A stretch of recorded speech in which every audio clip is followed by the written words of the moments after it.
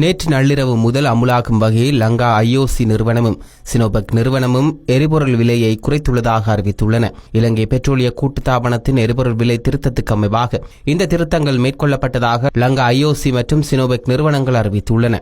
மாதாந்த எரிபொருள் விலை சூத்திரத்துக்கு அமைவாக நேற்று நள்ளிரவு முதல் அமுலாகும் வகையில் எரிபொருட்களின் விலைகள் குறைக்கப்பட்டன. 344 ரூபாயாக இருந்த 92 ஒக்டேன் பெட்ரோலின் விலை 12 ரூபாயால் குறைக்கப்பட்டுள்ளது. அதன் புதிய விலை 332 ரூபாயாகும். 379 ரூபாயாக இருந்த 95 ஒக்டேன் பெட்ரோலின் விலை 2 ரூபாய் குறைக்கப்பட்டுள்ளது. அதன் புதிய விலை 377 ரூபாயாகும். 317 ரூபாயாக இருந்த டீசலின் விலை 10 ரூபாய் குறைக்கப்பட்டு புதிய விலை 307 ரூபாயாக நிர்ணயிக்கப்பட்டுள்ளது. இதே நேரம் சூப்பர் டீசலின் விலை 3 ரூபாயால் குறைக்கப்பட்டுள்ளது. ஆகவே 355 ரூபாயாக இருந்த சூப்பர் டீசலின் புதிய விலை 352 ரூபாயாகும். மேலும் மண்ணெண்ணெயின் விலையில் எவ்வித மாற்றமும் மேற்கொள்ளப்படவில்லை என இலங்கை பெட்ரோலிய கூட்டுத்தாபனம் நேற்று அறிவித்திருந்தமை